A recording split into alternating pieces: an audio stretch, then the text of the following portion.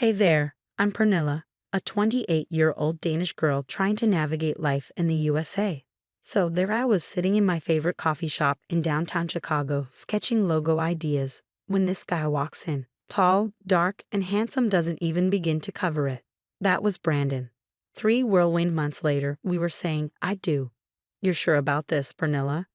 My best friend and coworker, Aisha, asked, helping me into my wedding dress. I mean, you barely know his family. I laughed it off. Come on, Aisha. They're going to love me. Oh, how wrong I was. Enter Evelyn, Brandon's mom, and Courtney, his sister. From day one, it was clear I wasn't what they had in mind for their precious Brandon. So, Pernilla, Evelyn began during our first family dinner, her smile never quite reaching her eyes. How long do you plan on staying in America? I tried to laugh it off. Well, I'm married to Brandon now, so I guess I'm here for good. The silence that followed was deafening. As weeks turned into months, I did everything I could to fit in. I learned to make apple pie, watched football, even started saying, "Oh." Okay, that one didn't stick, but nothing seemed to be enough. Honey, maybe you could try dressing a bit more American? Brandon suggested one day, eyeing my colorful Danish sweater. I frowned. What's wrong with how I dress? He backpedaled quickly. Nothing, it's just, you know how mom is. And that was the problem. I was starting to know exactly how Evelyn was, and it wasn't pretty. As Thanksgiving approached, I threw myself into preparations, thinking this would be my chance to finally feel like part of the family. I'm thinking of making a traditional Danish dish alongside the turkey, I told Brandon, excited. He hesitated. Maybe stick to the classics this year, babe. Mom's pretty particular about Thanksgiving. I tried not to let the disappointment show. Sure, whatever you think is best. The day before Thanksgiving, Evelyn called. Pernilla, dear, why don't you come over early to help with preparations? Of course, I said, ignoring Aisha's eye roll beside me. Great. Oh, and don't worry about bringing anything. We've got it all covered. As I hung up, Aisha shook her head. Girl, you're setting yourself up for disappointment. I sighed. They're family now, Aisha. I have to try. The next morning, Brandon and I pulled up to his family's suburban home. As we walked to the door, he squeezed my hand. Ready for your first American Thanksgiving? I nodded, pushing down the knot of anxiety in my stomach. Ready as I'll ever be. Little did I know I was walking into a disaster that would change everything. The moment I stepped into Evelyn's kitchen, I could feel the tension in the air. The smell of roasting turkey mixed with the unmistakable stench of thinly veiled hostility. Oh, Pernilla, dear, Evelyn said sweetly, why don't you set the table? The good china is in the cabinet. I nodded, eager to help. But before I could reach for the plates, Courtney swooped in. I've got it, Mom. Pernilla probably doesn't know how we do things here. The jabs continued all afternoon. Every family story conveniently left me out. Every tradition was explained to me like I was a child. We always watch the parade, Pernilla. It's an American thing, Courtney said slowly, as if I couldn't understand. Finally, we sat down to eat. I noticed my plate looked different. The turkey seemed off, the texture strange. Enjoy your meal, everyone, Evelyn smiled, her eyes gleaming as they met mine. I took a bite and almost gagged. The taste was awful, nothing like turkey. As I looked around in confusion, I caught glimpses of smirks. Poorly concealed laughter rippled through the table. Is something wrong, Pernilla? Brandon's uncle asked innocently. It hit me suddenly. This wasn't turkey. It was dog food. My stomach turned. Oh my God, I whispered, pushing my chair back. How could you?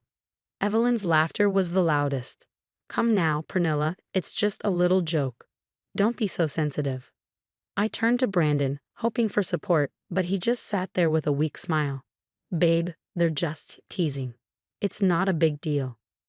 Not a big deal? I felt like I was going to be sick. Without a word, I grabbed my purse and ran out, ignoring the calls behind me. As I drove away, tears blurred my vision. Memories of every slight and snub flashed before me. Evelyn accidentally spilling wine on my favorite dress. Courtney forgetting to invite me to her engagement party. Brandon never standing up for me. My phone buzzed nonstop. Brandon's text swung between dismissive and pleading. Come on, it was just a prank. Don't overreact. Babe, please come back. You're embarrassing me. My family thinks you can't take a joke. I ignored them all and drove straight to Aisha's apartment. She opened the door, took one look at my face, and pulled me into a hug. What happened? She asked gently, leading me to the couch. Through my sobs, I told her everything. With every word I shared, Aisha's face darkened. That's it, she said firmly. You're leaving him tonight. I hesitated. But maybe if I just try harder. No, Aisha cut me off. This isn't about you trying harder. They're abusive, Pernilla. And Brandon, he's just as bad for allowing it. Deep down, I knew she was right. This wasn't love. This wasn't family. That night, while Brandon was still at his parents', I packed my bags. I left my wedding ring on the kitchen counter with a note. I deserve better than dog food and disrespect. Goodbye, Brandon. The next morning, I filed for divorce. As I signed the papers, a weight lifted off my shoulders. For the first time in months, I could breathe. But as I left the lawyer's office, my phone pinged with a message from Evelyn. I always knew you weren't good enough for our family. Run back to Denmark, little girl. I stared at the screen, a new emotion rising in my chest. This wasn't over, not by a long shot. If they wanted to play games, fine. They were about to learn that this Danish girl could bite back. The weeks following Thanksgiving were a blur of tears, anger, and paperwork. I threw myself into work, grateful for the distraction. One day, my boss noticed my distress and approached me. Pernilla, is everything okay? You seem different. I broke down, spilling the whole ugly story. To my surprise, she was incredibly supportive. Take all the time you need. We've got your back here. Meanwhile, Brandon swung between begging for reconciliation and lashing out. Baby, please, it was just a stupid prank. We can work this out, he pleaded one day.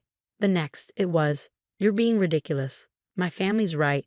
You're too sensitive for your own good. His family, however, was consistent in their attacks. Rumors spread through our social circle, labeling me as a gold digger and culturally incompatible. Aisha, bless her, stood by me like a fortress. Ignore those snakes. You're better off without them. She introduced me to her friend Mark, a divorce lawyer with kind eyes and a no-nonsense attitude. What they did was emotional abuse, Pernilla, he said during our first meeting. We're going to make sure you come out of this okay. One sleepless night, I started writing, pouring my experiences into a blog post. To my shock, it went viral overnight. Comments flooded in. This happened to me too. You're so brave for speaking out. I thought I was alone in dealing with toxic in-laws. Suddenly, I had a platform. People were listening, sharing their own stories of family abuse and cultural insensitivity. Brandon's family, predictably, tried to discredit me. She's exaggerating for attention, Courtney posted on social media. It was just a harmless joke. But their attempts backfired. More people came forward, including Brandon's ex-girlfriend. They did similar things to me, she wrote. The emotional manipulation, the jokes that went too far, it's a pattern with them. With Aisha and Mark's help, I compiled these stories, building a case that went beyond just my experience. Pernilla, Mark said one evening, reviewing the evidence, I think it's time to go public with all of this. I hesitated. What if they sue me for defamation? Aisha squeezed my hand. Let them try. Truth is the best defense, and girl, you've got truth in spades. As I prepared my story for a major online publication, I felt a mix of fear and determination. This wasn't just about me anymore. It was about every person who'd ever been made to feel small by those who should have loved them. I took a deep breath and started typing. My name is Pernilla, and this is the story of how my American dream turned into a nightmare. Little did I know, hitting publish would set off a chain of events that would change not just my life, but the lives of many others. Brandon's family thought they could break me. They were about to learn just how wrong they were. The moment I hit publish, my world exploded. Within hours, my story was everywhere. News sites, social media, talk shows. The public outrage was immediate and intense. My phone buzzed nonstop with messages of support. You're so brave, Pernilla. Thank you for speaking out. But the real shockwaves hit Brandon's family. His company, facing immense backlash, issued a statement. We do not condone discriminatory behavior. Brandon is on indefinite leave while we investigate. Evelyn wasn't spared either. Parents at her school, horrified by her treatment of an immigrant daughter-in-law, demanded action. The school board called an emergency meeting. Courtney's perfect world crumbled too. Her fiance's family, disgusted by the revelations, withdrew their support. The wedding's off, Aisha read aloud from a gossip site, a hint of satisfaction in her voice. Guess karma is real after all. Meanwhile, my blog took off. It became a platform for others to share their stories of family abuse and cultural insensitivity. I was overwhelmed by the response. Pernilla, my agent, yes, I had an agent now, said, "We got offers for book deals, speaking engagements.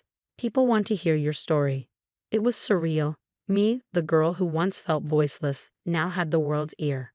Amidst the chaos, Brandon made one last attempt to reach out. He showed up at my new apartment looking haggard. "Pilla, please, I'm sorry. I didn't realize. Can we start over?" I looked at him, the man I once thought I loved, and felt nothing. "Now, Brandon, we can't. Goodbye." As I closed the door on him, I felt a chapter of my life definitively end. But as one door closed, others opened. My graphic design career soared.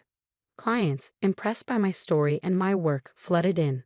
"I'm starting my own agency," I told Aisha over celebratory drinks, focusing on empowering immigrant-owned businesses. She raised her glass to new beginnings and sweet justice. A year flew by in a whirlwind of success. My book became a bestseller, my speaking engagements sold out, and my agency thrived. Then came news that made me pause.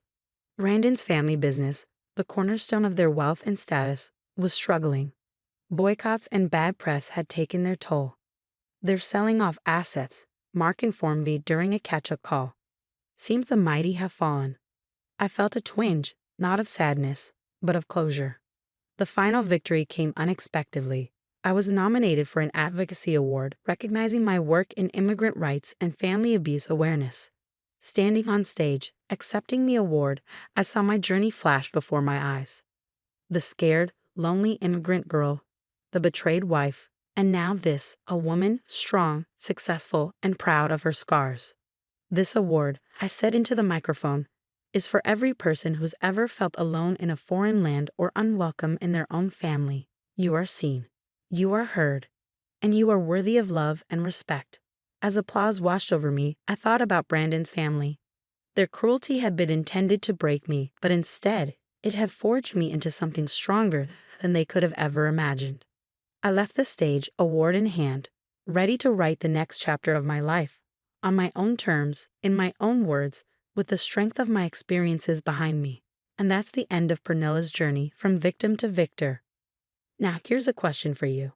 Was Pernilla justified in publicly exposing Brandon's family, or did she go too far in her pursuit of justice? Where's the line between standing up for yourself and seeking revenge? Share your thoughts in the comments below.